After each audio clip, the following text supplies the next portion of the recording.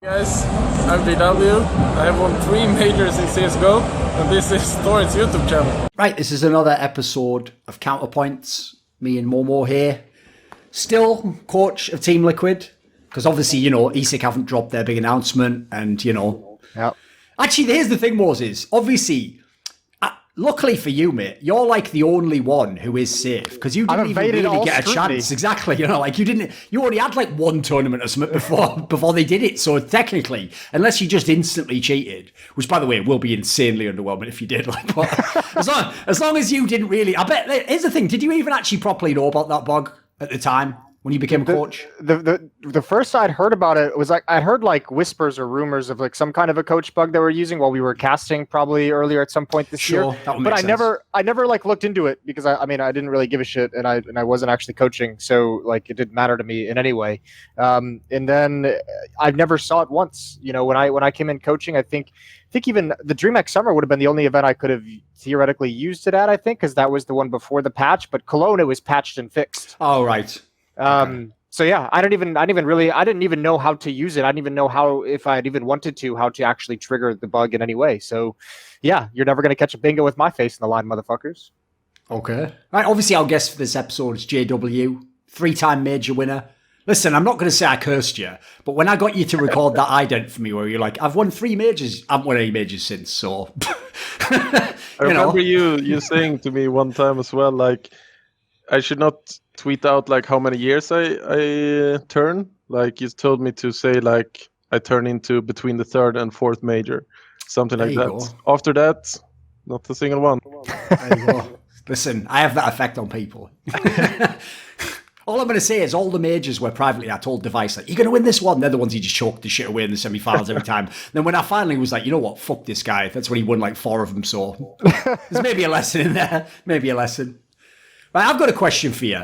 Obviously, JW, this is a joke and a real comment. You've been known to hide a few bugs and things that you knew inside the game and not tell everyone. So I actually wondered, did players know about this coaching bug? Had you heard about it? Like, the problem really is, by the way, there's like 2 different versions. Like, I'd heard about the one where it like does it for 1 round or whatever, but I also didn't really know like how. Like, I thought, are you just stuck in that spot or something? Do you see it for like? I thought maybe it was like the old ones in 1.6 modes where it didn't properly fade to black or something. So I thought, maybe it's just like the death cam. You get a little bit extra. Had you heard about it, JW?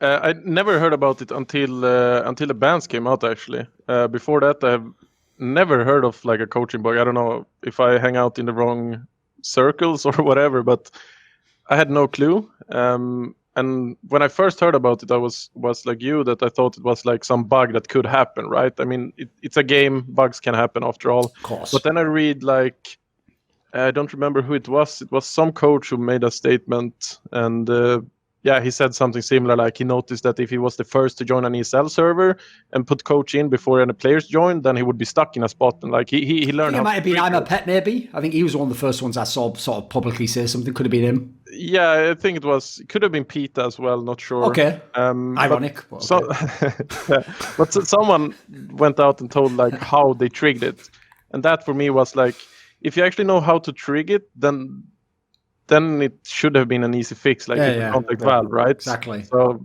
yeah, I think it's a bit bullshit. I don't know. I'm so confused about the whole timeline of this whole bug because I feel like we've seen multiple coaches come out and say that they brought it up back in like 2018, back in like 2017, and they've like reported it to ESL, and some of them reported it to Valve and sent them an email. And then there's now 2 bugs. There's like the original one we knew of, and now there's a second one that's popped up. And I'm just so confused on how it all works. Like I don't live in that side of the scene, I guess, where like bugs are frequently discussed at this level, but I don't even know, like, is it, like, if it is true that we had coaches talk about this bug and report it to ESL and report it to Valve in 2018, like, that obviously doesn't, cleanse everyone of their responsibility if they abused it, but it is just kind of like, what the fuck? How did, like, 2 of the biggest players in the Counter-Strike esports not deal with this in an adequate fashion, in an adequate time frame? So it's just very strange. Yeah, listen, by the way, I'm not saying this just because it's ESL. That's just convenient. But I would say if you are a player or a coach who claims that you did tell like Valve or ESL or someone basically who was in a position where, like, I'm not saying they should have fixed it necessarily, like if it's ESL, like maybe they can't, maybe Valve has to do it, but they should obviously have run it up the chain and like if you're the next major holder, put some pressure on them, tell them like, look, there's a bug still, someone could cheat. Because I would just say this. If you are one of those people who did that, it doesn't have to be me. It could be DK, it could be Richard, whoever. Reach out to a journalist, and if you've got those emails, just show them. Because actually, by the way, I think that would be an interesting story right there. If someone could actually prove that it's true, like 2 years ago or something, someone contacted like Valve or whatever, and they just ignored the email. Because by the way, if someone's a naive fan out there, it's not just that Valve doesn't communicate much. I mean, I don't know if JW's ever done it, but I've known many of the old school pros who sent emails in about things like, oh, this is like overtuned or whatever. And you just never get a fucking response. Like, they just like leave, it's like leave those, the equivalent of like a message left on red, like they never reply. Yeah, and if you would have gotten a reply, it's usually the standard like thank generic you, shit, thank you, but bye. Like they never seemed like they cared really when you spoke to them. So after like the first few majors, I think most players stopped trying because sure, when you were at the majors, they always come and talk to you then. Yeah, they came and talked to you, and like they seemed very receptive, open to ideas. Exactly. But then when you spoke to them and you see they go and do like a patch note that is totally reverse, and you were like, did they miss my point or yes, I don't know. Have I got insane? What's happening? Yeah, something like that. So I think after the first few majors, players just gave up, to be honest. Because one of the reasons I brought this topic up, by the way, is, and my joke there was to tie into it, I actually wanted to put something to you, which is, listen, I know one of the approaches you've taken in your career, by the way, it's a very Swedish approach, is like, whereas Thorin just doubles down and never admits he's wrong, key point, if I don't think I'm wrong, like, I'll never do it just because fans are angry at me or whatever, like, even though there were circumstances behind that whole thing with Nip back in the day where they said he elbowed them or whatever, like, and there was obviously a scenario with the Olaf pass boost, like, it wasn't as clean and black and white as everyone thinks. I notice your approach generally is you just try and sort of like accept it, like, yeah, whatever, you know, we made a mistake, like, sorry guys, and let's just forget about it, let's not bring it up again. But actually, it made me think of the Olaf pass boost, dude, because think about that. The thing that made all the fans treat you guys like scum, and that even other teams, top teams, were trying to imply was dirty, was the notion that when you found the boost, you were supposed to inform Valve and the other fucking teams about it. Which, first of all, looks really bad in the context of this if you're one of those coaches now, and you knew that for 4 years there was a fucking bug. By that logic, they should get like an insane punishment if they knew it for 4 years and then kept using it. And then the other part is, the part fans always got wrong, and I know why. It's because if anyone remembers, because that shit took place over like a 14-hour time span of like when the game ended, all the delay overnight and the admins, and then it's not like it was one meeting, they were meeting with you, and then with the fucking NVS, LDLC, and then going back and forth. The story sort of came out in pieces, and it's like a newspaper story. If you only saw the first story, you only know some of the details. And for example, famously, a lot of fans to this day are like, they did a pixel walk, and it's like, no, that was the first story, but then we found out pixel walk wasn't illegal. So I always say this as well. People don't even know how to characterize the story, because they always say, yeah, but the bug was illegal. I'll give you 2 details. I'll be quick with this. One, the part that was illegal wasn't even what they were using it for. The part that was illegal is you could see into those textures that are like not finished on the top of the map, basically, which technically you're not supposed to be able to see, because on other maps that could maybe make you cheat, right? On Overpass, it didn't make you cheat, and you weren't even looking there anyway. Olaf Meister was looking at like the water area to kill them when they came out the fucking tunnel, so that didn't even make sense. And then secondly, this was the part that burned me, because I always thought LDLC and people like Nip that didn't like FNATIC were dirty as fuck, where they were like, you should have told us about the boost. LDLC had their own boost that was a worse boost that they saved for that match, used in that match, and they let them see the fucking pixels. Like, that was the part that always killed me, dude, because people always thought I was like a FNATIC fanboy because I said you guys were the best. But like in that one, I actually legit think people just don't realize it wasn't some like super black and white story. So what do you think of this? Because like I say, for years, I'm sure you've had people bring that up of like, you should have told them about, oh, FNATIC manager here, delete it. Like, that was a big thing, right? That people used against you. So what do you think of this in light of the current situation? I think it's a very complex situation. It was first, as you said, it was 2 things with the boost. First was the glitch that you said, but also there was something that they found that from like one spot at the map, I think it was balloons, you could see the player on the boost, but you couldn't kill him. So it was ruled under some immortality. But it was also the same with the LDLC boost. You couldn't kill them from that spot either, but you could see them.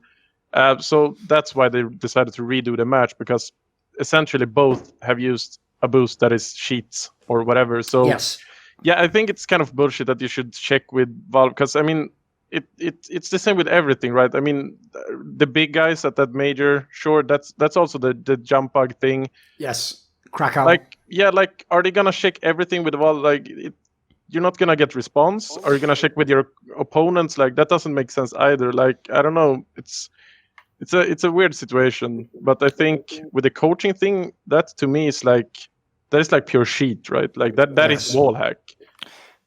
I think the difference is like the boost that you guys found. That's like a strategy that nobody had caught on to yet. Like that is just like a different boost. That falls to me very much within the realm of like this is. I mean, it's no different than finding like a really cool smoke or a really cool flashbang that gives you such a huge advantage on a certain peak or a great way to defend a certain part of the map. So I mean, I never really thought that, you know, having to file that one with Valve made any sense. This one is like there's a clean distinction in my mind that, you know, if there is a coach abusing this bug, because at the end of the day it is a bug, and I think there's got to be some leeway in that sense. But at this stage, if you are knowingly using that bug, if you are knowingly triggering it so that you can just stay in a map and be able to call information, that's when it turns into cheating. And I mean, that's part of, even by the way, that was part of my defense when all this came out, why I tweeted about Ricardo, about Dead, like having one round in one map. I was like, can we all not forget that this is a bug? Like the way that whole release was framed was that like these guys were cheating. And I was like, you know what? This is a bug. Like this shit does just get triggered accidentally. Sure. Talk to 50. It like happened to him 3 or 4 times in like a single scrim, a single practice game. You know, it's happened to, I think, Zeus a couple times in practice scrims. I've never seen it, but in my mind, it's like it's a bug. And if someone's getting caught Moses for one just round, dropping dime on every motherfucker. yeah, but it's, you know, once you start using it like 4 times in a game, that's when you're cheating it. But like the one time in one game, so I don't know. It's just a weird scenario, but certainly this bug crossed that line of cheating, especially now when you see that 35. I don't know, an estimated like 30 some coaches are using this bug. What the hell? Because, by the way, the other thing as well, that's why I actually wanted to get your take on this as well, Moses, is that's like more of a modern day esports thing, the idea of like, oh my God, this boost's too good. Like, has anyone checked if you're allowed to do this? It's like, if people don't know, because Valve wasn't involved at all in that way in 1.6, like they just didn't even follow the tournaments. They had no idea. We just played with the game that they gave us, basically. Yeah. Like, there were a lot of illegal boosts, but they were mainly ones where, like, famously, like on Dust 2, if you boost up at like A, you can look over to the long, you can do a bunch of things like that. Like, listen, I get why those are broken, and even though at the time I would have said what I'd say now, which is like, well, if it's broken, then just fucking like fill in that area of the map, put an invisible boxer. But back then they were never going to do that, so I get that. But the reason I bring this up is I knew you'd have that angle, Moses, because back in the day that was just considered part of what you went into the empty servers to figure out. Let's figure out like a cool boost that no one's done, or a triple stack somewhere where they won't expect, even if it's just for 1 kill, 1 round. NA teams especially used to love all the gimmicks acts. It would give you a leg up on some European team which plays the map standard or something, wouldn't it? Yeah, well, and I mean, even just the different strategies of exploiting part of the game, like, you know, the old save strategies before the new money system came in, where you could actually wreck people's economy by saving weapons in a certain fashion on the T side. I think the big one that I tell as like a funny boomer story is I remember when people realized you could throw flashbangs over walls on maps. Like, we never used to throw flashbangs over the wall on B bomb site of Dust 2. Because no one thought it was like even like, you know, quote unquote legal or like okay to do. And even on Inferno at the B bomb site, when we started doing that, the rule was like, if it makes, remember there used to be like the water sound, like a flush entity packet got lost. It was like that meant it flashed the whole skybox or whatever. Yeah, right? And it was like if it made that sound, then it's illegal. So don't fuck it up. But you can still throw them, but there's a chance you fuck it up. And then there were the flash bugs as well that people would start finding, where if you throw like a flashbang under the box in ramp room, it blinds above heaven, so you could set some person back in lobby. So I don't know. Bugs have always been like part of the game. Obviously, some of them get banned for good reason, but I mean, it was never.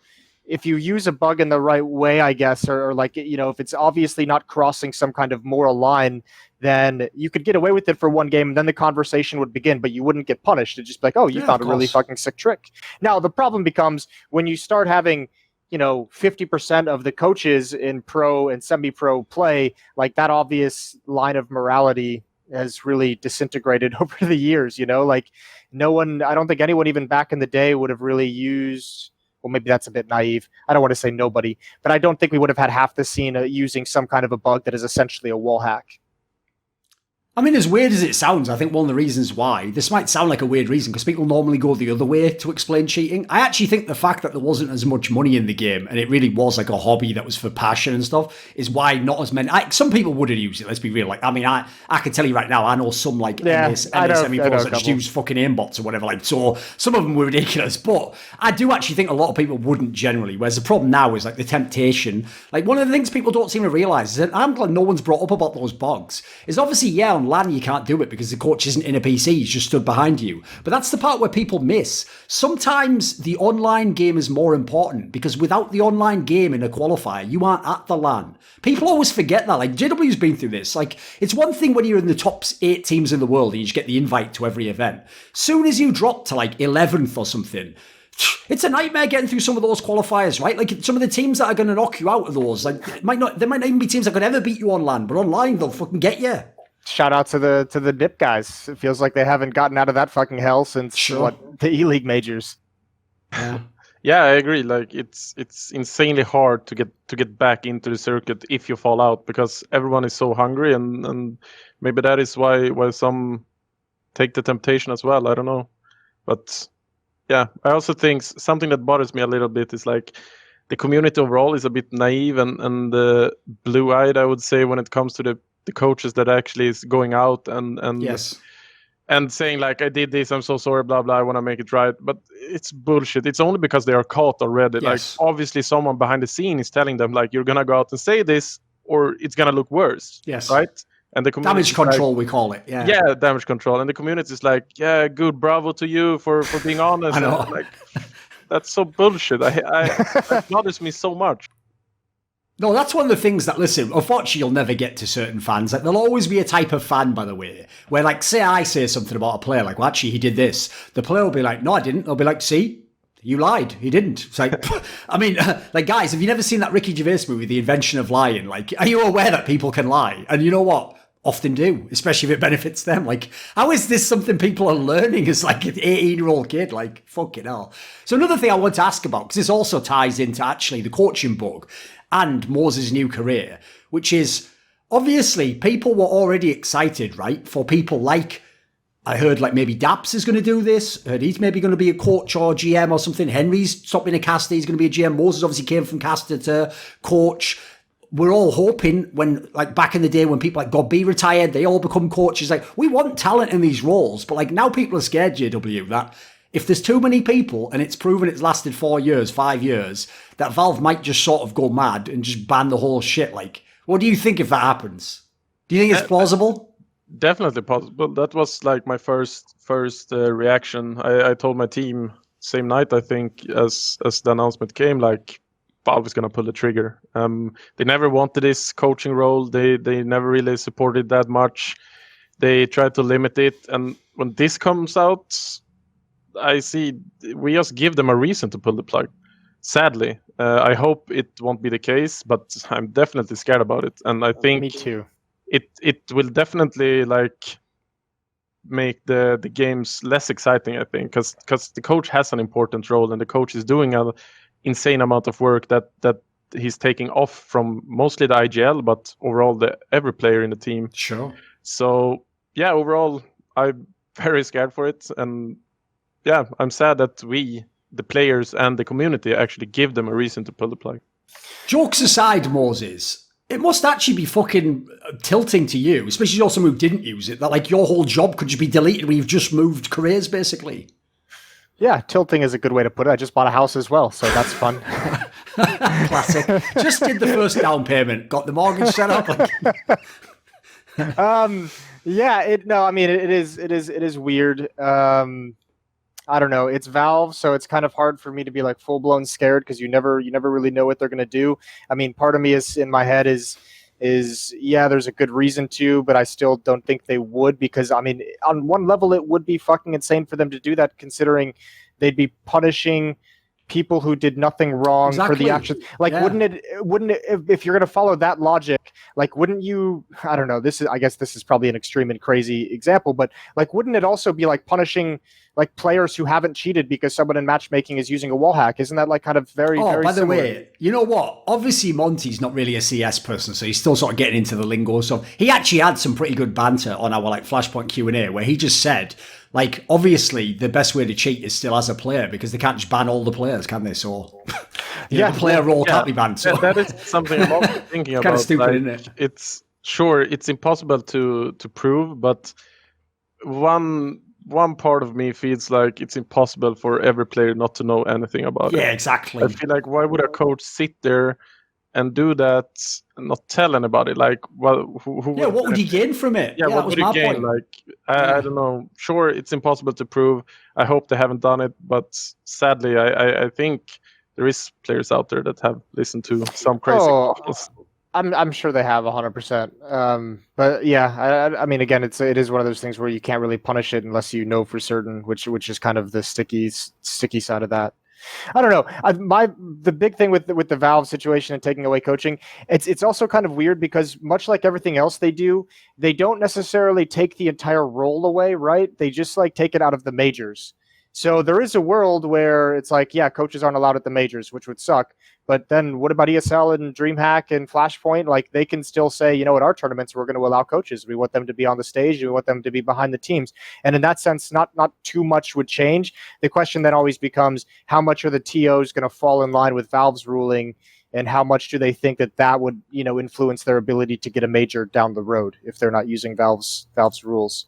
I don't know. It's weird because for me, it's just lazy if Valve is to go that route. And I realize it sounds like the iBuy bans, doesn't it? Where it's like, rather than actually deal with this, we'll just go super hard and then never worry about it again. It sounds like pretty much everything they do in the Counter-Strike community where they stay hands off for like 10 months. And then there's like these one or two things every year that creep up, like, you know, the exclusive deals with ESL and teams and whatever. And, you know, some other random things that'll pop up. And then they come in with the hammer and they like, you know, and they really go fucking hard in the paint. So I don't know. It is just kind of a lazy strategy, but I guess, I mean, they're more than, I don't know. I guess they're more than allowed to use it, you know, if that's the way they want to operate. It would suck, obviously. Because one thing that actually scared me, this is something I even tweeted about, is like, if I think from Valve's perspective, like, I don't know that they've even thought about coaches since they did that coaching ruling in like autumn of 2016 or whatever it was when they did it. So the real problem is a lot of people don't remember this chronology. I know it because actually it was JW's boy Vogo who was the one who suggested this. What happened was coaches at the time were asking for the opposite. They were saying to Valve, look, the coaching role exists. Some of us are even like calling in the game, like Starix was obviously. So when we're at majors, it doesn't make sense that we can't have like a PC basically, because like, how are we supposed to call properly? We're just on a headset, but we have to like move behind people's monitors. And then just in classic Valve fashion, they were like, right, we'll deal with that. Coaching's removed, like, essentially, like, and everyone's like, what the fuck? I was asking for the opposite. Well, here's the problem, right? Like I said, now that we know the only way you can't cheat is on LAN because you're not on a PC, it looks really bad that everyone was asking for PCs while some people knew they could actually have cheated using it. Like, listen, if Valve even puts 2 and 2 together like that, everyone's getting fucking banned because that's gonna like piss you off. That feels like then like someone's just fucking with you, you know. I wouldn't even blame them. So I would, like, it's an overreaction, but I could understand it. Put it out there. Yeah, I agree. Like I wouldn't be surprised, but I still think that it would be bad. Also, I wanted to ask you something, actually, both of you, because the other thing that was very weird about this coaching bug thing is fans did that thing where they were like, well, person X wouldn't do it because he's a champion, or person Y wouldn't do it because he's just such a nice guy. Well, I can already tell you, some of the people privately and publicly that are known to have done this, I can already tell you some of the nicest guys you meet, some of the coolest coaches in the scene. But, and listen, maybe if you'd asked me, like, gun to my head, would some of them have done it? Some of them I would have said no, but then, like me, I would have never thought Hunden would do that. There's an example, you know. I agree. Seems like the nicest guy ever. But so I want to ask what you think about that, because obviously it's one of those weird things where, like, my analogy I give is it's like, even if you had a friend, you can't really know if they saw like a wallet on the floor and no one was looking, like, would they pick it up and just take like the $100 or something? Like, that's one of those things where you've never been in that situation. You can't really know, right? So, like, what do you think about that angle? Because there is something that fucks with you a bit when you think about like the nice guys potentially cheating. Yeah, I agree. I think the biggest issue is probably what we touched on earlier. There's so much at stake. You feel like how I know that Hard Legion guy who went nuts actually, like 3 games or some shit. But he said something in his statement like he wanna help these guys that he spent like every day with or whatever. Like he loved them so much and all that, so that he wants to bring them joy or whatever, and that made him do it. I don't know. Sure. I mean, I could see it. Sounds good. I could see it in one way, right? That okay, I'm gonna help these guys get into the circuit, right? I mean, they're not gonna get banned or whatever, but I don't know. It makes me feel a little bit like who the fuck can you trust anymore? Like, Sure. a little bit like that. So I'm very surprised, especially with Hunden, to be honest. And by the way, we've now lived. This is how wild 2020 is. A FNATIC 2014 player just said that line. Just saying, guys, it's a fucking weird world we live in right now. Who can you trust anymore? Who can you trust? Yeah. I don't. It's yeah. It is kind of crazy. I do think one common thread in a lot of those releases from the coaches who have admitted to using it is probably pretty accurate. And I've had like conversations in my own thoughts about this bug. But I mean, one common thread that I think is probably pretty true is a lot of them talk about it as like moments of weakness, right? Like I think we all know we don't ever go into like some situation being like, I'm going to make the bad decision today, you know, like That's why the wallet analogy I give is a good one, because you weren't premeditated, but you just see it, and in that moment you just have to make a decision, right? Do I do it? Do I not? And it's a slippery slope. Once you start going down the road of saying, oh, okay, my God, the bug popped in. Like, what should maybe I'll just use it for 1 round. And then all of a sudden you're using it for 2 rounds. And then it's not good and it's terrible, obviously. But I do think that is that's probably a pretty true statement to put in. Like, they still have to deal with the consequences. But I agree that they, it is probably just a moment of weakness that gets out of control way too quickly for them to stop. My way of thinking about it is like, I don't know.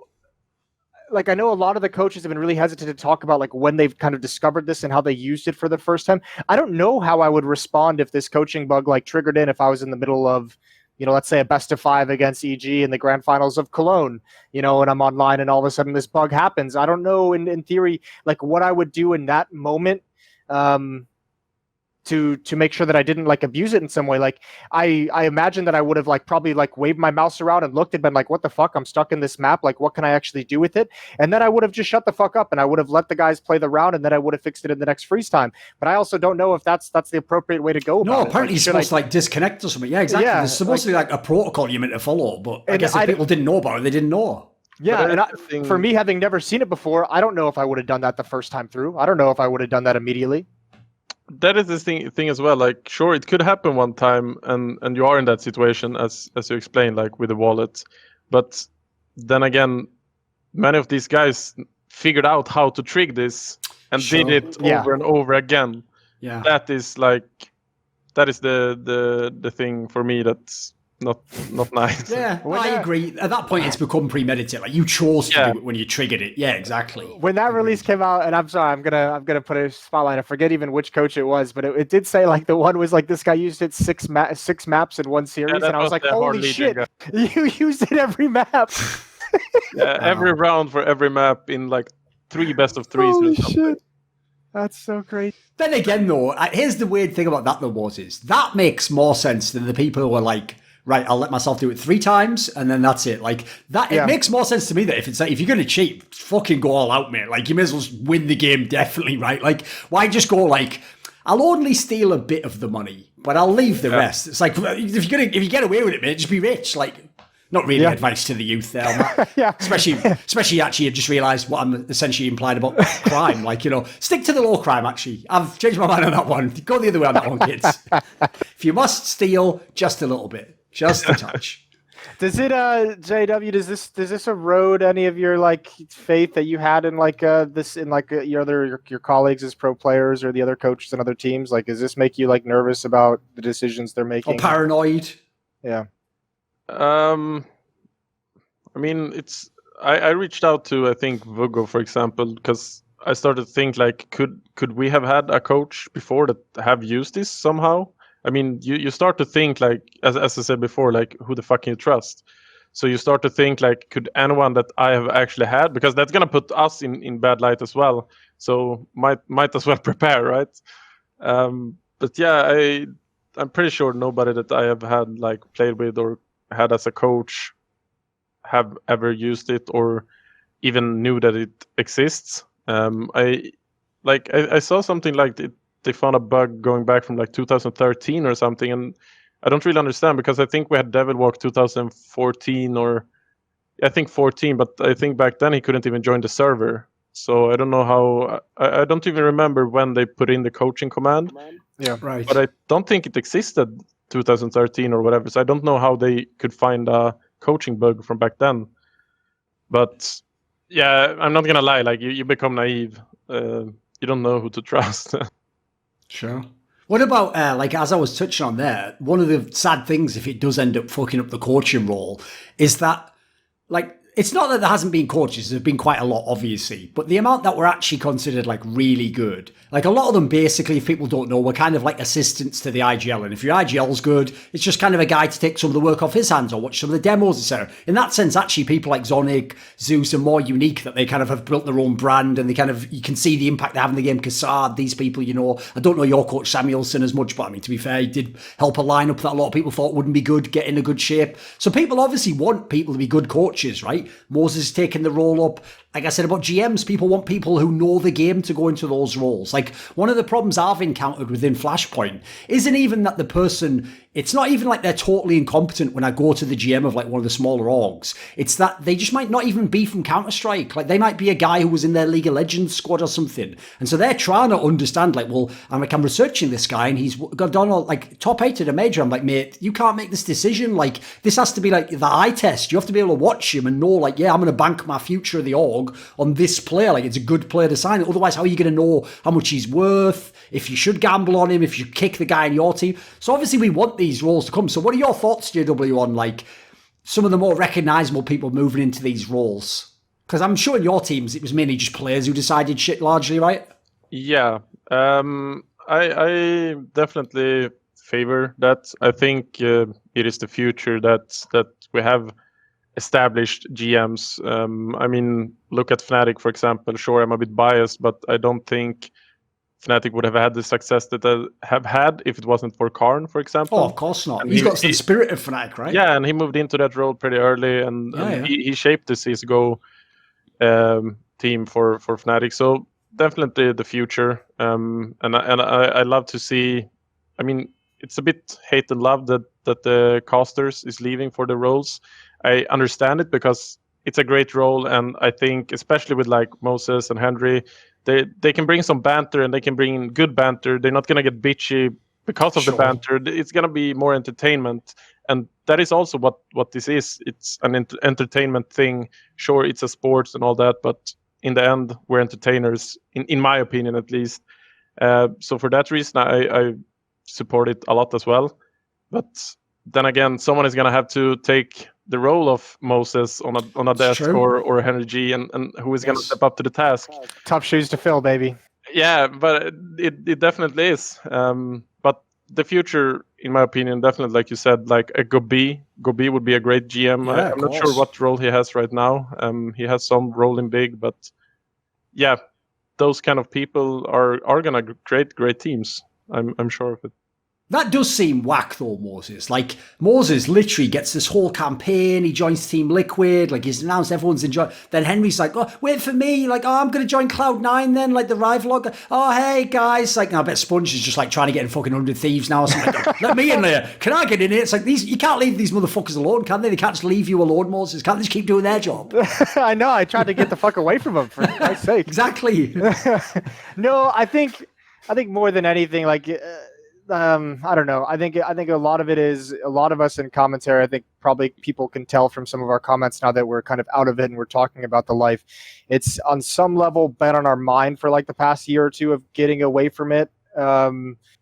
And it's weird. Like, as much as we probably had some dissatisfaction with it towards the end, I mean, when you're doing the job 300 days out of the year, it's not really easy to organize what your next step is going to be. When you're on the road 300 days and you're working, probably 260, 250 of those actually on air broadcasts, changing your career and your job trajectory in that fashion is not an easy thing, because you're organizing, you're talking to people, you're negotiating, you're figuring out, how much you're going to have to travel, you're figuring out all these details, and you just don't really have the time to do it. So I think the COVID situation, with everyone being at home, just gave everyone a little bit of comfort to be able to figure some of these things out that we'd neglected for years.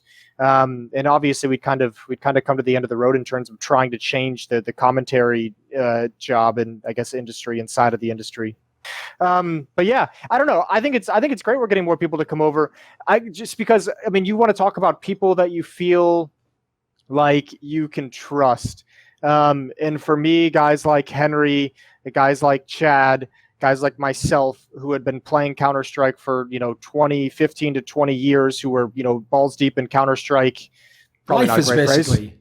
Yeah, but you're just so involved in Counter-Strike, even when there's no money involved. Like, I know I can trust those guys to make the right decision. I know those guys aren't going to cheat. I know those guys aren't going to abuse a bug. And as crazy as that sounds with everything that's coming out, but those are the guys that I look to and I say, you were playing this game when all there was to accomplish was pride. You were playing this game when our idea of fame was someone on this specific forum and website thinking that you were one of the greatest players. So that when you're invested on that level, I have faith that you are not going to abuse something, or you're going to dirty or sully the game or the esport or the integrity of the sport for your own personal profit. So those are the guys that I would like to be involved on a deeper level as a GM, as a coach, leading this newer generation of players. Dude, I bet JW, when you first saw the first little pleb on HLTV that had like fan FJW in the corner, I bet the first one was fun. I bet you were like, ooh. Yeah, definitely. Because I can't remember who I told this. I think it was like Flush or something. I even told them, because obviously I realised after the shit that you guys went through in 2014, like, your only choice is to be the fucking villains now. Like, you have to go full villain. There's no point trying to turn it around. Like, you're never going to be the nice guy. Although, to be fair, it's been enough time now you've sort of turned the corner. Like, now people just see your legends or whatever. But I always said, Flusher, basically, he actually did do sort of it. Like, all that shit where he was looking at the trophies to warm up was great fucking, like, WWE type shit. But I always said what I would have done if I was Flusher is I would have gone on HLTV. I'd have made an account called, like, Real Flusher. I would have said, like, fan of Flusher. And I would have just every time, like, bantered people, like, like, don't talk shit about, like, VP being better, or I'll fucking cheat against them. Also, I would literally just play it up. I'd make it like a WWE character. Yeah. I mean, I think all of us could have done a lot more. I think still everyone in the scene can do a lot more. I think we're a bit bad overall at building personalities or showing our personalities, which is something maybe Flashpoint is hopefully stepping up with a bit. Because overall, I think there's so many interesting personalities in the scene. I mean, I play FPL at nights. I can have insanely fun with a lot of these pro players, but then I see them going to the games or interviews or whatever, and they just put on a match face, or like they're just answering the same questions over and over again. Being the nice guy, just doing the PR answers. Like show yourself, show your personality. I think everyone can step up a lot with that. Sure, I understand why a lot of people don't do it as well, because, as I said, the backlash today is immense. Yeah. Like, the community can turn the hand on you so easily for whatever. So, dude, that one where you were dressed up all gangster that was one of the most ridiculous skits I've seen. Where you had that like fucking bandana on or whatever. Like, that so was stupid. I think on the plane down there.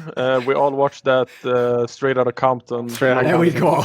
And we all like loved it. It was so fun. We had so much fun on the plane, and then going in, I think it was the final against Navi or something. We said like, let's buy these. Yeah, that was Pro League Season 2. Yeah. Let's buy these hats and like rock it, and super fun. Like, every now and then someone will post one of those images, because obviously there's all like Thug Life memes that they made out of it. And every time I see it, I'm like, I can't believe that's real. That's only the glasses are Photoshop. The rest is actually real. Yeah. I'll never get over Flush's hat that he wore that said "lifted" on it. That was banter as fuck as well. I agree. Yeah, exactly. we saw that when we were at the shopping mall, I think, in Atlanta, and It was just a random hat that it said lifted. It was like it wasn't custom. He didn't like ask them to write it on it. Yeah, it was like a random hat in a store. It just said lifted, and we were like, "You have to buy that." Like that's a sign. If anything, you have to buy that. And, yeah, fun time. I've got a question for you, because actually, if we want to talk some CS, an obvious topic to talk about is this weird Dignitas move. Where the reason I say it's weird, like it isn't in terms of like if you want to make the most competitive team, some of those players couldn't remain. Like that team, listen, it's just super old. So like it made sense they would replace them, but the reason I'm confused is unless they've got some like secret blockbuster move, like Olaf Meister's coming back or something crazy. Dude, there's not even anyone that anyone hypes in the Swedish scene. Like, who is there that isn't in FNATIC and NIP? Like, are there even players? Like, are there even like FPL stars who are Swedish? Are there people who are even on the horizon for this? Sadly not. I think the Swedish scene have stagnated a lot. Maybe it's due to FNATIC and NIP as well, because we don't bring in enough players. We just use the same old, I guess. Yeah, but true. I don't know. I think the only player I know is Kreas, that we had as a stand-in for EPL once in the group stage when Krims was sick.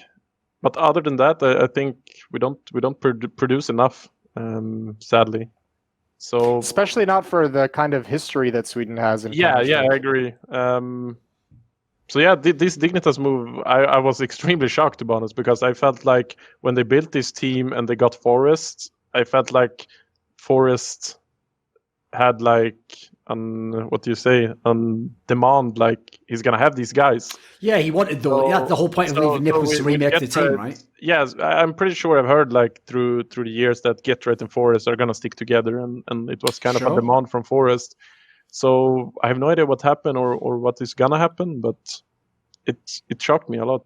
Oh, by the way, I can corroborate that even from back in the day, because when they came over from FNATIC to SK Gaming back in 1.6, dude, Forrest is that people don't know this. Behind the scenes, he actually is what he appears, like a very humble guy. Like he will just totally, like for example, by the way, even though I never bring it up, it's mad awkward when he does this. If I ever talk to him, right, he always just has to go out of his way to bring up, like, look, I don't even say I am the GOAT. Maybe Neo was the GOAT at 1.6. I'm like, look, you can think you're the GOAT, mate. That's fine. I don't have to. Like, I'm not actually my own kind of personality, mate. I'm just having a beer now. Like, you can think you were the best. You were pretty fucking good. So one of the things he did always say, because he also knows is one of my opinions, is I always thought he was very shrewd in his career, because when he was the best Swedish player was when the teams were based around him. But then when he got Getright, and Getright basically got as good or maybe even better in 1.6, because there was years where Forrest just wasn't motivated, he understood, like, mate, if that's the guy who's practicing all the time and he's the best now, you just stay with that guy. Like, it makes the most logical sense. Like, that's how you're going to win the most championships. Like, you find another guy who's a winner. He's also like one of the best players. Just stick together. Don't break up. Like, that's an insane gamble. So I could believe that they probably understood. Like, we should try and stay together as long as we can. Like, let's play our whole careers together. See how it goes. Yeah. And I think touching on Forrest there, I think a pretty nice quote from Olaf back in the days was if I recall correct, he said sometime like he don't think he's the best player, but he don't think anyone else is better. Yeah. Yes. I think that kind of sums the Swedish personality a bit. No, that's the joke, isn't it? Because I've even said this. Like, I won't go into a whole thing because it's like a separate issue. But like, when people think about like Sweden, right? They think because of some of the political stuff that Swedes are all like hating themselves and like, no, mate, they might say that publicly, but one of the reasons why Swedes are some of the best champions ever in Counter-Strike is they're arrogant as fuck. Like that's the perfect way to say it, because like the law of Janty things means you can't be like, well, I'm just the best. So what you do is you go, no, I'm not the best, but no one's better than me. Like that is like just that's their way of being the ego guy. Like it's actually quite a cool angle, you know, because it sounds like you're being humble while secretly being like, but no one can fuck with me ever. I'm the best. Like, but that is Sweden in a nutshell. Sure. Dignitas. I don't know. This movie, it surprised me, I guess, but I don't know. It surprised me just because I think I didn't really see it coming at the time, but it doesn't surprise me in the sense that I think it's probably got to be the right move. Like you said, if that's going to be, those guys certainly probably wanted to play together again, and Forrest probably wanted to get the band back together, and everyone probably wanted to get the band back together, and you always have faith in the guys that you're closest to, probably long past its due. But, you know, these changes, and the reason they don't necessarily surprise me is I have to imagine at some point after these results, like you just lose confidence that it's going to improve, that the guys next to you still have the ability to mentally stay checked in and focused, not just on like winning in that moment of that match, but also practicing and improving outside of the matches. And I think that's where most faith probably had to have been lost, is like, I know once we get into the match, you're going to be fully focused at 100% and you're going to be working your ass off with what we can do to win this match. But are you going to be fully focused at 100%, every day of practice so that you can actually improve upon your weaknesses? And that's where I imagine somebody lost faith. And that's why these changes occurred, is they were just like, you know what, Get Right and Exist. These are the players they're going to be, and they're not going to change their habits. They're not going to be able to improve to get us to a different level. And now's just the time to make a change, even if we don't have anyone necessarily lined up. Like bringing anyone in who's going to work to improve is probably better than what they had going on. Well, you have a very similar scenario with this, JW, because obviously, like, you've had your core with Crimson Flasher, who've played all these years, and obviously there was that period. It's all right, mate, we don't have to get into a Twitter fight over it. We'll just say Flusher left. That's all that matters is he wasn't in the team anymore than he was again, and we'll just leave it at that. So somehow he left. Now, in that scenario, someone obviously decided, let's not keep that core together again. Maybe the core's run its time. Like, I mean, you'd had a lot of years of success. You'd had a few years that weren't as good. Like, here's the funny thing. I'm going to sound like I'm defending the Dig players here. And even though I thought putting the whole 4 players together was kind of ridiculous, I get why in their minds they thought they could do it. Because when Moses says there, like, sometimes you as the player have faith beyond everyone else. Because I always describe it like this. Imagine you really went to a real war with a bunch of soldiers and they like watched your back and then you overcame impossible odds and you won a battle that you weren't supposed. If you do that, you really do believe like anything's possible because you've done it. Like you've seen like the scenarios where normally like it's like a movie ending, like it just all happens. Like some of the tournaments you guys won, I'm sure when you got back together, is like no one thought this was possible. So like you must be able to relate to that, right? Yeah, definitely. I mean, it's like you say. For example, all of Flasha, Crims, Pronax, all of those guys have like a special place in my heart because we've been through so much together, right? So, of course, you can lay at night sometime and think like, why the hell wouldn't we be as good as we were back then today? Like, of course we would, right? Sure. It's very easy to think like that. But I still feel like what bothers me a bit is this COVID thing. Like it's all online. I don't really like teams changing players. I mean, I get it, the results are not there, but it's online as well. Like I'm not a big fan of changing a player now when it is online. Like at least wait until there is a LAN or two and see how it is, because it's a totally different environment. And I think some teams might be wasting what they actually have had or have built by changing too quick now that it is online. Mate, I'll tell you the example that immediately jumps to my mind when I think of what you're talking about here. It's one of the moves where, again, if we don't know how long the online period is going to last, and let's say it does last like 4 months more, maybe 6, who knows, because we're going to try and have LANs at the end of the year, but yet who knows yet if they get pulled off. So let's say the online period continues. You're right, after it's been like 8 months or something online, like it's going to be hard if your team's having really bad results. Like obviously your team's been through a rough patch. Like at that point in time, people are just going to, even some of the players are going to think, even if it's not the right move, maybe we just gamble on the guy. But the player I was thinking of that I think is actually crazy, that they basically let this guy be benched, and I mean, this will actually come out when he's basically announced, but I won't say on this VOD. He's going to be on a new team, is Woxic from Mouse Sports. Because, mate, he is one of those guys who has, like, I could genuinely believe he just never gave a fuck about an online game. And all the online ones, he's like, yeah, whatever. Because he's the sort of guy where it's like, he waits for the big LAN match. Like, dude, even at LANs, sometimes he'd be just chilling in the group stage. But then in like the big semi-final game, he's one of those guys who just locks in. So even though that's an insane thing to gamble on, the problem is the other side of it. Like, if we go back to LAN, and then in the team that he's in now, he's a fucking monster again. If you're Mouse Spots, you're like, oh, for fuck's sake. So if this had been LAN the whole time, he might have gotten his shit together again. Like, that's exactly what tears you apart. Yeah, and I think like the thing as well with online is like it's such a different environment. I mean, like look at every game now. Like there's every second player is doing every fucking JW move or whatever. But on LAN, swagger jacked. But on LAN, there's like only a few people that can do it, right?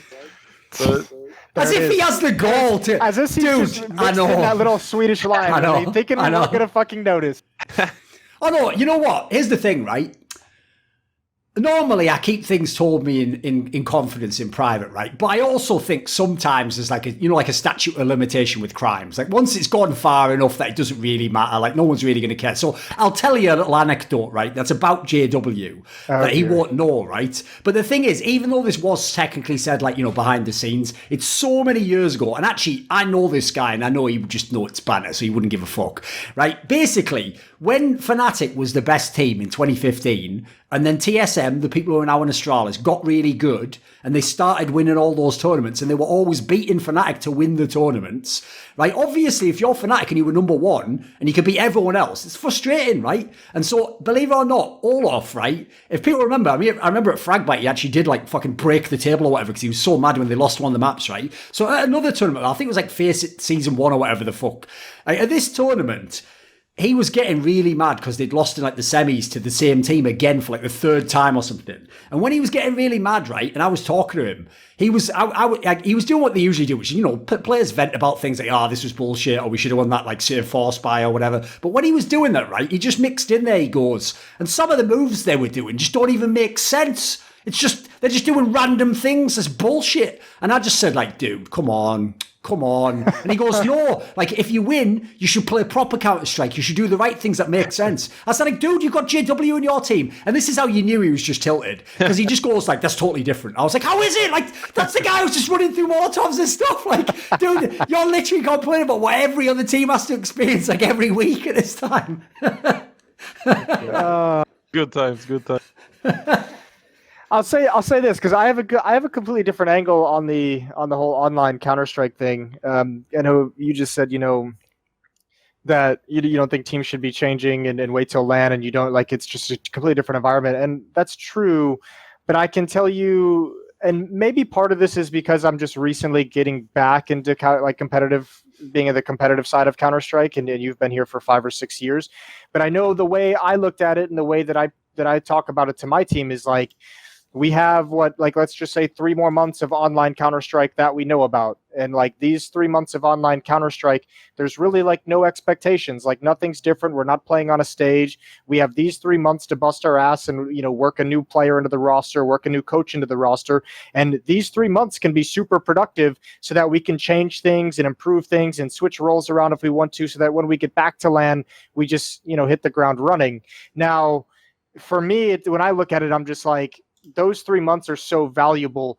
But if you're going to make a roster change, if you think it has to happen, like now's the time in my head to do it, like while this online era is going on, because you don't have any of that pressure on you. And if you are a team that's in the mindset that you might have to make a roster change, and you wait and you go to the first LAN in January and everything's still a fucking disaster, and you make the roster change then, well, then you've just wasted 3 months kind of waiting for LANs to come back. And I mean, I guess probably both angles of looking at it are correct, but it's just a weird, I think, teams are going to handle the situation so differently depending on which perspective they see it from. Sure. Yeah, I definitely agree that it is a perfect timing to do a change if you have to do a change. I mean, let's say if you were going downhill like just before online season started, I mean, then I see a bigger chance. But let's say Mouse Sports, sure, maybe they bombed out in Katowice. I don't remember exactly, but I mean, prior to that, they had great stuff going on LAN, and other teams as well. Like they had insane stuff going on LAN, but then it's online, and I mean FNATIC as well. I mean, we had a few top 4 finishes, but then we went on to online, and it's a different thing. Then I think it's stupid to make a fast change, but the way you explain it, sure, of course, it's a perfect period. Depends on where the teams are at, I guess. Yeah, exactly. Sure. But yeah, the biggest thing in mind is Voxic, I think, and for that move for me is insane. Does that trigger any red flags to where you're like, if they are to make a change like that at this point, like something must have really just gone wrong? Not necessarily that it's any one person's fault, but like just something got so bad within the team environment that it just had to be done. Yeah, I think so. And if I recall correct, I think, sure, he's from Turkey. So I think he had some problems with traveling or something. He couldn't attend like a boot camp or something. And stuff like that. And stuff like that is going to create tensions in teams. Sure. No doubt about it. But I still think it's bad move. I mean, listen, obviously, an obvious bias that JW does have in this scenario is his team has been in a similar situation. Like right before, they were kind of like you and Mousebots were two of the most consistent LAN teams, and all the players were looking good. And then you both went online, and after the first couple of events, it's been largely not very good results. Like, you haven't been contending for the championships, you haven't been that. So, like, I have to say, even though fans will think I'm saying this just because you're on the show, which, by the way, like, have you never watched any of my shows? Like, half the fucking shit's flaming them to their face in it. But what I will say is, what you said earlier, I actually think is a real analytical point. It's like, online, people can do all sorts of crazy shit and strats and all sorts of stuff they would never do on a LAN. The difference is, Flusher and JW and people in FNATIC do that when they're on the LAN. Like, that. If anything, that's one of your strengths, right? Is you're one of the few teams when everyone else tries to play like standard because it's an important round, you go for the players. So, like, that's not going to be as effective online. Yeah, that's why I think also we are one of, sure, once again, I'm a bit biased, but I think that's also one of the reasons we are one of the more struggling teams, because we have me, Crims, and Flasha. The three of us mostly rely on experience. I mean, 6-7 years of experience or whatever we have now, but online, that's thrown out of the window, basically. The experience doesn't play anything online. So, yeah, it's a rough situation, but then again, like Moses said, you have to work your hardest as well. Like, you have to try your hardest and do your best, because you don't know when you're going to go to LAN again. It's a weird scenario. I know, like, one of the things that I deal with on top of all the online stuff with my team, and I'm sure there's some of this in FNATIC as well, is well, especially with you guys, probably even more so. You know, most of my guys have been together as a team, as a core. I think Naf's been there for 2 years. Russ has been there for about 3 years. Elijah, obviously 5 years since Liquid even got in. For you guys on FNATIC, you've been together for like 5 years. Most of you guys as well, 5-6 years together. Like, not saying there's like issues, but like, you know, there are conversations, there's relationships that go back 5-6 years. And then when you also add in the struggles of online play, there's just a lot of like stresses that come out when you can't deal with things together in person on a LAN when everything is just online. I've always found that like super. So one reason why I held so much respect for the VP guys as well is that ability to play with the same people for 5 years, and like, you understand what, you know, this guy has a habit that's going to piss me the fuck off, especially in online Counter-Strike, and this guy has a tendency that's going to piss me the fuck off. It's not an easy thing to get over when you're in this online era where nobody gets to be around each other. Yeah, I agree. It's super easy to create tensions, and yeah, you kind of need to be with each other at least a few times to have fun as well, I think, because right now online it's only work, it's only official. Is it driving you crazy? A little bit. I mean, when we have had our boot camps, it has been nice, because then we can do fun stuff outside the game together as well. But right now it's only play, work, and sure, I love my work and all that, but it's gotten a bit too much sometimes, I think. Because people might know, like, I was someone who didn't really watch most of the Pro League seasons online. I would just wait till it was the LAN finals, because obviously there was so many LANs back then. Like, I'd rather watch like a DreamHack Open LAN rather than watch the online games, you know, because to me, I never thought there was that much correlation between how teams played. So the problem for me is, it's like I can make the tournaments matter. Like when it was ESL1 Cologne, I could watch the match, and what I do is I think to myself, there's nothing else available. It's better than having nothing and just having to sit for not a year and everyone gets shit. It's still a type of Counter-Strike. Whoever wins is still, in theory, the better team. You know, I think I do all that, but like I have to sort of psych myself up. I can't lie. After months and months of it now, there's a lot of times that I am almost just thinking, like, I don't give a fuck about this. Like, when's the LAN coming? Like, is it next month? Like I have a real hard time with that, because obviously it's my job, so I try and keep myself engaged, you know. But it's not possible. It's not the same as when it's like, look, when it's LAN Counter-Strike, I could watch it forever, mate. This is the great crime of the switch to the online era, and then where tournaments also, because we're sitting at home and there's no travel, they've also extended to be like 2 weeks long, where you have an online era where the games are just not interesting and you're just kind of waiting for the next one to start. But now that they've extended, they run right into each other. So for the players, there's literally no time off that they can't they can like just take a break and be like not on the ball.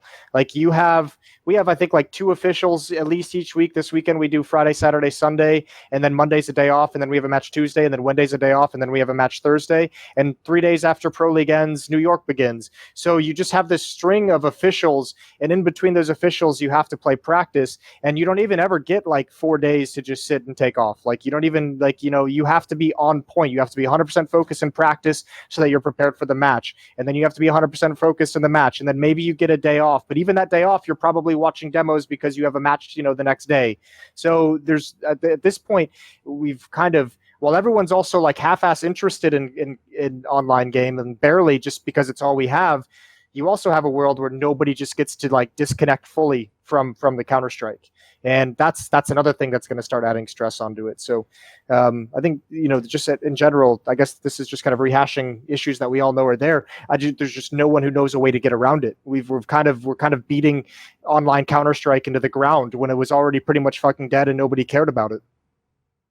Is there any sense among players, JW, that like, listen, I know people have complained online, and like, for example, listen, sometimes when it's LANs, some pro players do go too far complaining. Like, you know, they like, my joke is they complain it's like the wrong brand of water or whatever in the fucking dressing room. Like, that's when it is ridiculous. But like, for example, I saw last night, like, the Vitality players weren't happy that they were playing a game like past midnight. It was fucking starting or whatever. Like, that is kind of ridiculous. So like, I get some of the complaints, but the problem with the whole CSPPA thing is from the outside, like, I'm not a player, I'm not involved in it, I don't know what goes on in those meetings. The sense from the outside is like, no one's actually going to do anything about it all. No one's even really sort of making a collective statement. It's just a couple of people complain, and then people go, oh, that's fucked up, and then we just do it again. So what's the sense among players of like are most pro players on the idea of what Moses is saying, like the tournaments are too long, or we got to fix something about it? Yeah, I think a little bit, but I think the issue is also the same. It has been like every year I have played, that a player is only complaining and caring as long as it's for themselves. Like, right. Let's say, let's take that match, for example, Vitality. When they play that late, sure, they're going to complain and stuff, but when it's another team, they're not going to give a fuck, and they're not going to help the other team get their say. I mean, sure, if someone were really, really trying to, they would probably get everyone to gather up, but people tend to care too less about everyone else except themselves. Sure. And understand that. I mean, I'm kind of the same now as well, I think.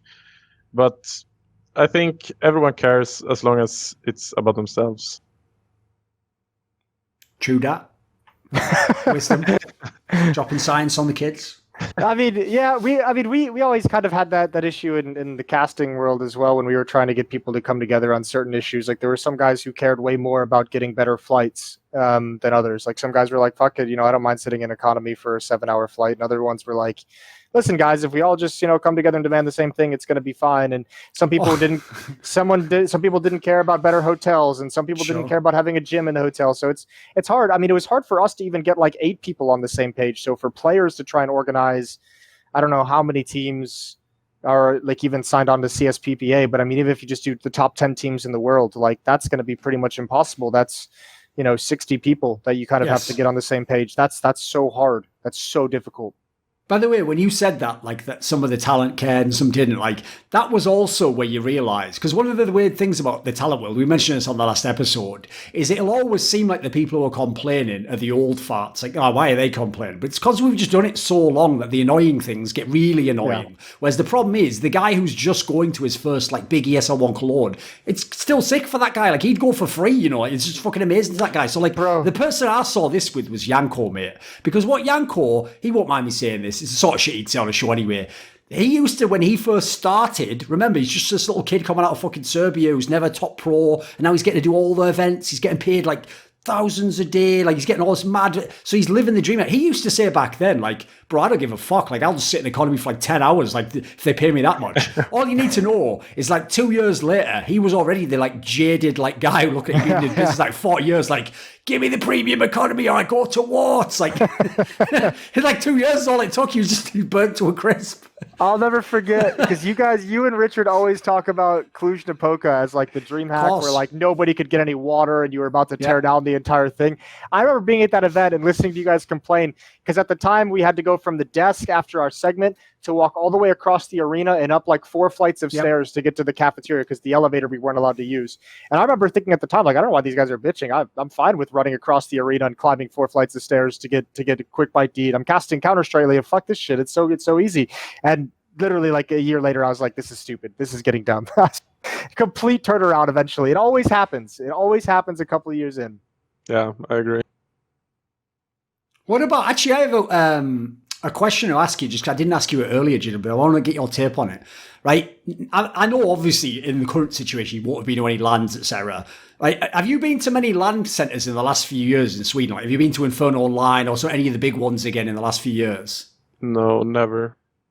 Because that's one thing I've noticed, actually, about the Swedish scene that has changed a lot since, like, the days when I used to go to Sweden a lot for 1.6 tournaments, is, like, if you just walked into, like, Inferno Online was obviously the most famous one. If you just went into that cafe, like, 60% of the kids were playing fucking CS, and if they weren't playing CS, it was League of Legends, or I don't know what fucking game, World of Warcraft or something. Like, I wonder, because I've noticed everyone I ask this question to is a pro.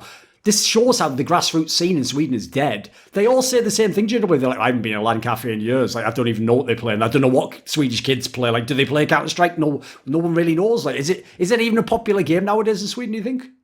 I have no idea, actually, because as you said, I haven't been to those cafes for so many years. And I know a lot of people don't do that as well. I mean, back when I started, I would go there to play like these all-nighter things when you play for through the whole night and you play like two tournament. Yeah.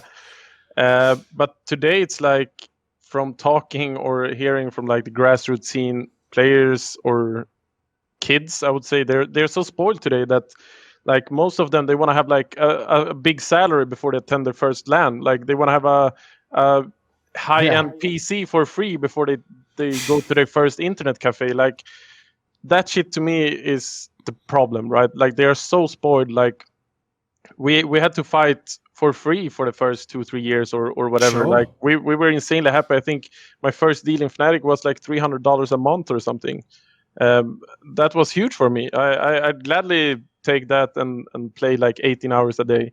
But yeah, everyone is so different today. Like they want to have a like huge salary before they even go to a LAN tournament, and that makes everything stagnate because nobody's gonna give them the chance, and they're gonna give up. They're gonna quit. They're gonna go do something else. I think well, at least in North America, some of the problem. I mean, actually, here's a good one to follow up on that. I mean, side note, I remember when I went for Inferno Online for the first time. I fucking loved that. That place was a legendary. It was like fucking Mecca to you, mate. Wasn't it? You were like, "Is this real?" Yeah. My first time I was in Stockholm, I took like a 45-minute cab ride just to go there. I was just like, I have to see Inferno Online. Spoiler: it is the same as every other LAN center you've ever been to anywhere else in the world.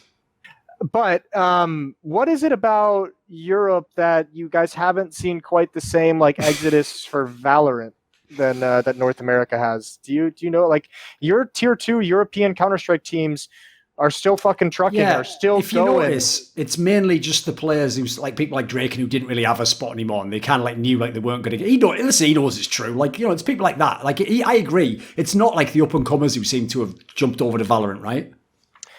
Yeah. I don't know, actually. I know the thing is I've seen a lot of players try and all that, but once again, I think it comes down to them being spoiled. They took the chance when it was like in beta and played it for like 1 month and hoping that Liquid or FNATIC is gonna sign them, but when they realize they don't, they're just gonna fuck off and do something else or play another game. They're like only in for the quick cash out, if it makes sense. Okay. Yeah. Sure, there's also those passionate that are grinding day in and day out, but they don't really get noticed until it's too late for them, I guess. I don't know. But there's too many people that is in for the quick cash out. Moses, shall I actually just tilt you off the face of the planet, mate? Because listen, as much as I've obviously just wrecked you with Kusta for years and years, just never let that one go, right? We all know, by the way, everyone who's a talent has, you just have your people who are your favourites and you just never let it go, right? So for example... Wait, can I say something really quick? Come on. I haven't tried to boost Kusa in any way for like 3 years. The only reason that this is still continuing is because all of you idiots still bring it up as if behind the scenes I'm pumping Kusa up every second of the day. Yeah, gaslighting. It's actually, there wasn't a term for it back then, Moses, but we have been doing it for many years. Yeah, I know. Like, why is Moses always going about Coasty? It's like, yeah, it's true, you haven't said anything basically since he was in like fucking Team Liquid or something, I think. But here's the thing, right? So some people know one of mine was Shocks. Like, you've tried to do the intervention. Still believe he's coming back. He's getting pretty good recently. But that isn't the point. All I'm going to say is this. Someone told me a piece of information the other day, Moses. They might have actually put the right lure on the fishing hook when they put it into the water. Because, before, my whole thing was like, fuck Valorant. It's like a shit little kids version of CS. And like, I even watched some of the Pop Flash tournament that we did at Flashpoint. Yeah. And like, see, it was all right, but like, I had a lot of problems like enjoying the game and I couldn't really see, like, I looked at the tactics were very simplistic and stuff. So fair enough, like there wasn't that much that was hooking me initially, right? So I thought to myself, I'll wait till the tournaments get bigger and we get LANs, and then if I like it and I'll play it a bit, maybe I'll give it a go. But then, I won't say who, because again, it's private information, but someone in the scene just knows me too well. Because what they did is they reached out to me, Moses, and they DM'd me, and this is all they said. They said, you should check out Valorant. Don't know if you know this, but Existence has just started IGLing in it. Like he's doing a lot of tactics and stuff. And I was like, you motherfucker. God damn it, I'm in. Like, it's like, listen, Moses, what can I tell you, bro? Listen, I might have to check it out. I might have to just have a little look, Look, you saw me when we were at Flashpoint and the beta came out. I was playing it quite a bit at the house when we would get done with our broadcast. I played quite a good amount of it, and I found it fun. I actually still think it's a pretty decent enough game to go spend a few hours playing with some friends. I think it's fun, and I think one thing that it's obviously done really well that I think Riot does very well is they took a great, complex, awesome game in Dota and they dumbed it down just enough for the average person to be able to enjoy it pretty quick. And now they've done the same thing with Counter-Strike, and I think it's pretty smart from a business perspective to be able to do that, because Counter-Strike, if I want to hop in and play that game, every motherfucker in matchmaking knows 10 different smokes to throw. Like, that's yes. Where we are in Counter-Strike now. So I don't always want to play that level of a stressful game.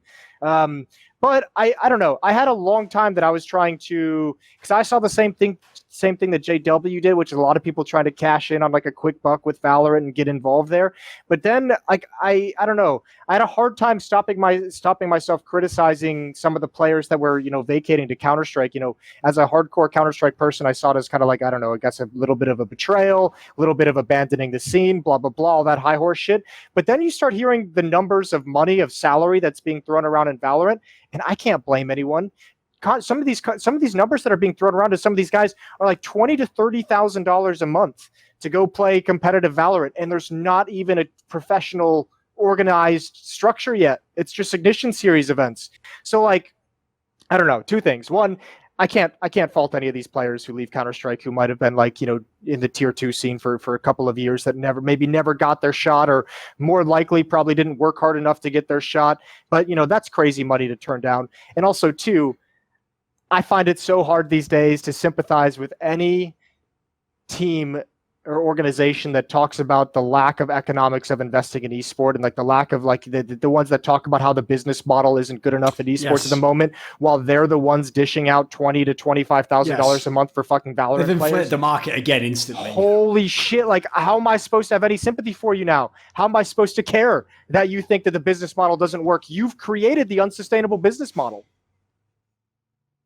Yeah, I agree with Valorant. I think, as you said, they have dumbed it down a bit, and I also agree it's incredibly fun. I mean, when it first got released, we actually, I think it was me, Crims, and Olof got back together and grinded it for the first week, and it was insanely fun.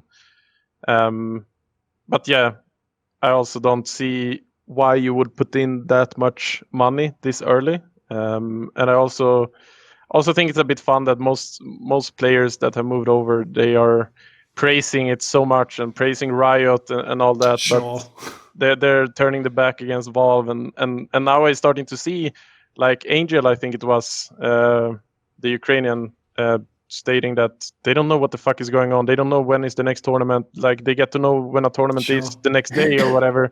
Like, obviously things is not roses over there, so that was pretty fun to me to see.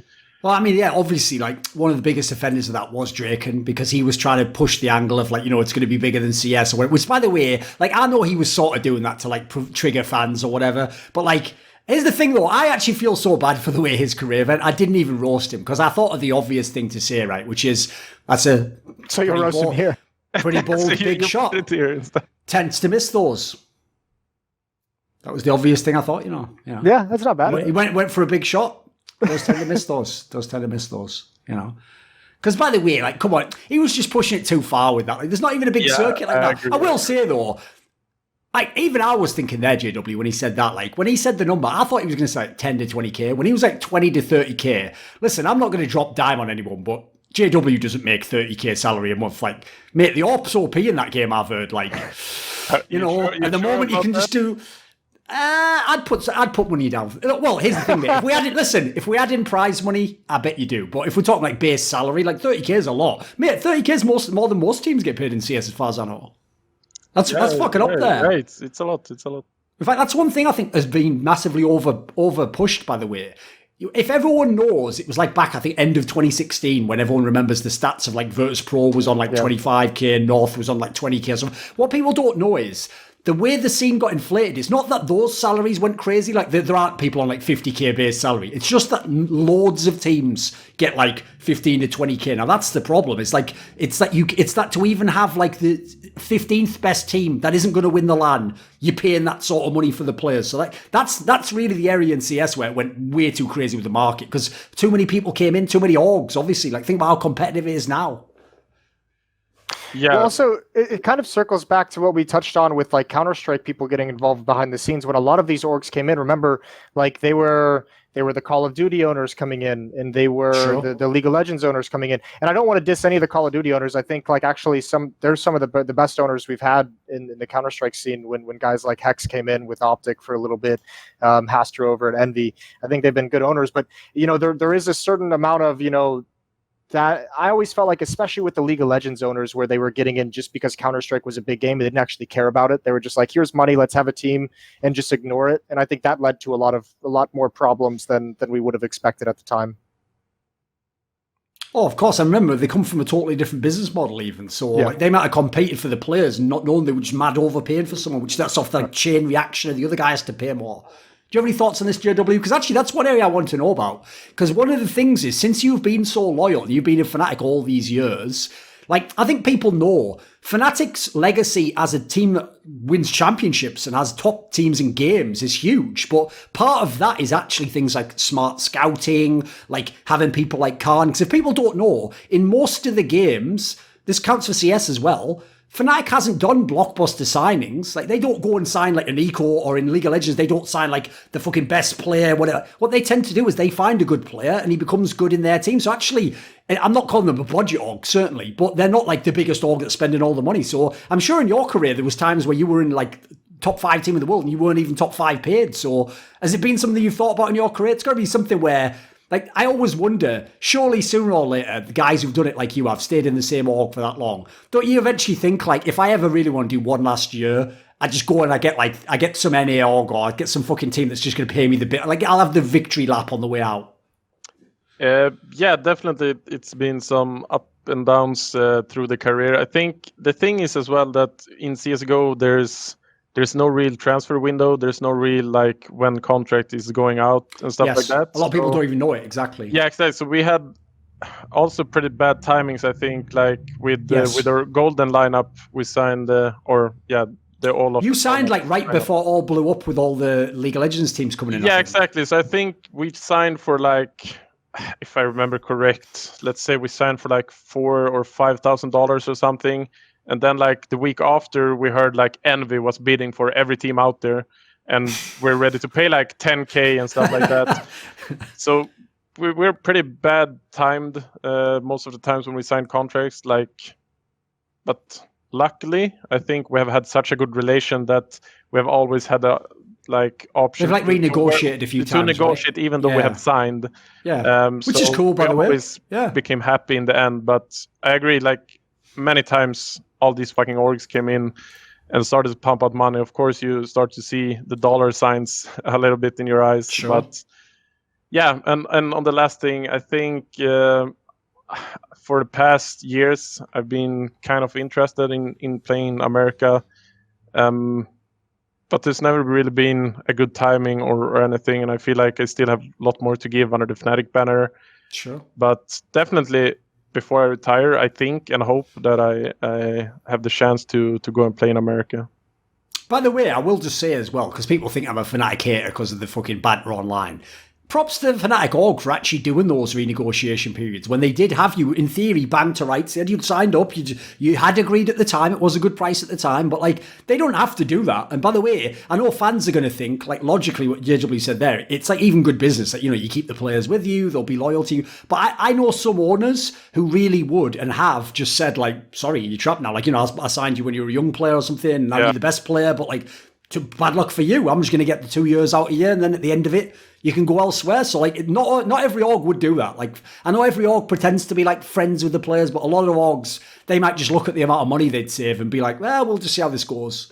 Yeah, I agree. And that is also the reason why most of us have stayed for this long. I think easily one of... I mean, I haven't worked with too many, but I also think that it's kind of rare that when you have signed and all that, you still are able to kind of negotiate when others come up. Probably the benefit of having Khan as well in that sense. He gets it. You know? Yeah, he gets it as well. I think it was actually one time, if I recall correctly, I think we had just signed, and then I think like 20 hours later, I think TSM knocked on the door, ready to buy us all. Dodged a bullet with that one. I know. Yeah, we dodged a bullet. It seems, but back then I think they were ready to cash out quite a bit. Yeah. That sucks. That's kind of funny.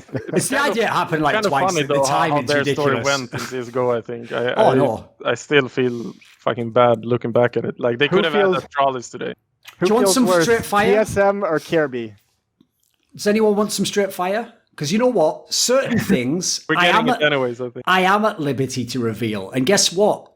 When it's about TSM, I don't give a fuck. So here's a little gem for people that people won't know. And I'll just say, weird how everyone who tells every other secret on those other shows has never told you this. Almost like they don't really know that much about the scene. So here's an interesting detail. The team that right now is Evil Geniuses could have been TSM. But I won't say why. Basically, there was some org shit that went on and it just didn't happen as a deal. They could have been TSM's lineup. And that also is, by the way, in a way, I dodged a bullet because they also were a team that could have been in Flashpoint. So while I would love to have the EG players in, would be a little bit awkward for me right now, Moses, if TSM was in Flashpoint while I'm absolutely balls deep in TSM, quite frankly. So, like, you know, that could have been tough. I mean, you've been that way with TSM for like 3 years now. Yeah. Like pretty much as long as I've known you. Something tells me you wouldn't have given too much of a fuck about that. It's a love-hate relationship. I love to hate them. Whatever. It's the old jokes. The old jokes are the best. The old ones are the best. It's not bad. No, the funny thing is, if people don't know, by the way, I also would never pretend to like an org because they're in Flashpoint. Like, if anyone hasn't noticed, half the time in Flashpoint I was roasting them IBR, like, because that's just my shit. In fact, they even know that's what's gonna happen. So if people don't know, if we'd have really had TSM, I would have just gone with like that old classic like wrestling storyline where like Vince McMahon was like against like half the fucking wrestlers or whatever, and he was like trying to fuck with them or what. I just made some stupid joke angle like that where it's like I'd be hating on them, and if they won the tournament, like, I'll get you next time or some bullshit like that, you know. Right, I'm going to bring over fucking someone good. Bring over Team Liquid, something like that. Yeah, I've seen quite a lot of TSM tweets from you throughout the years. All deserved, all justified, mate. Listen, you just be glad they didn't come back in, because if they'd have come back in with an NA org, by the way, that's when their fans were... Because before, they really just had like the fans who were Astralis fans now. It's if they have NA players that they're just ridiculous. It's the same with like Optic, for example. When Optic had a good team, this is one of the things I had to tell some of those guys that are from COD. I actually said, the reason why you know the COD teams have done an amazing job with branding, and Moses will remember this, is when Optic first came into CSGO, and they'd only been in the game for like 6 months, and their team at the time, before they got the one that won E-League, it was like the core of that they were putting together still with DAPS. It was like, you know, it was all right. It was maybe like the 13th or 15th best team.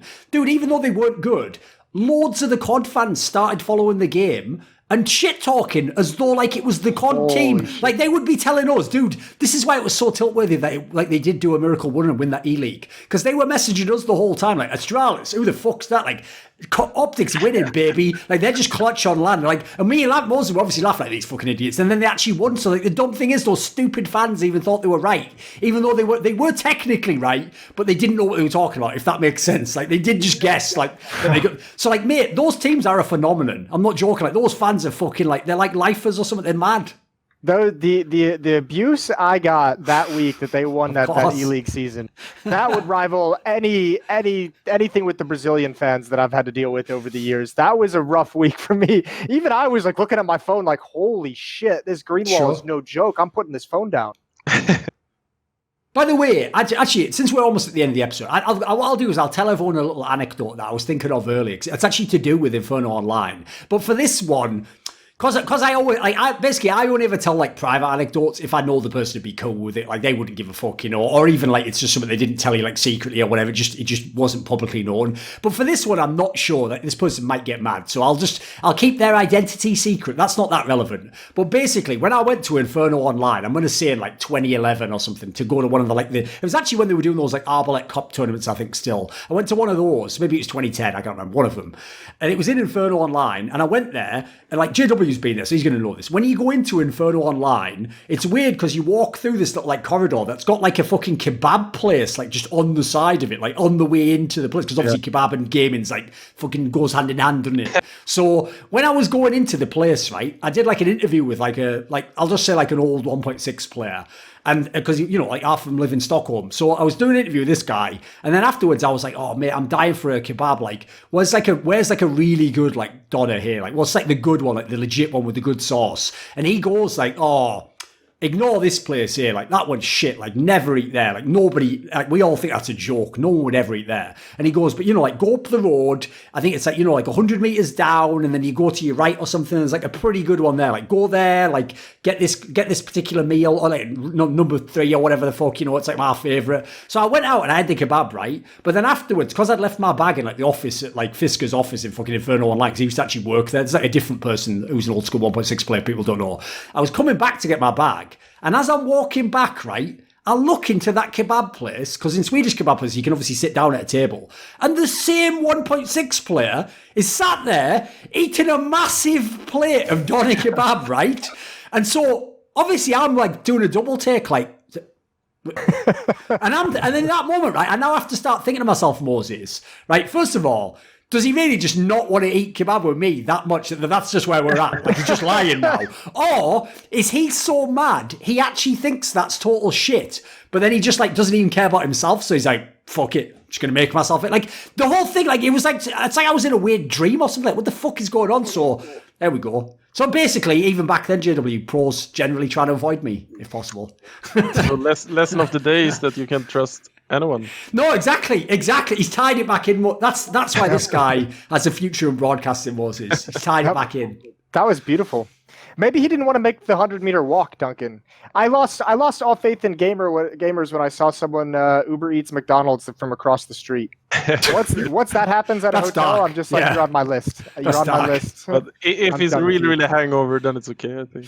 Okay, yeah. Sure. There's obviously some exceptions to the rule: hangovers, illness, whatever it might be. But this was a 100% healthy human being not wanting to walk the 5 minutes across the street to get a fucking cheeseburger. This video was kindly supported by Dean Tanglis, Spencer Green, Whattathings, Pranogo, Matt Shakowski, Tobias Bernasconi, JDubs, Alexander Rao, Xinged, the Puyallup Tribe, Jensen Goh, Hades, Andreas Kroknes, and as always, a special thanks goes out to my boy Jerky's Minion. Do you want to suggest a topic or a guest for my content? Maybe you want to ask me a question in one of those video AMAs I do. Do you want teasers? Do you want to see who the next guests are on my shows? Do you want to take part in an in-depth esports discussion with moi? Well, if so, put your money where your mouth is and join the Scrilluminati today in the Patreon link in the description box below.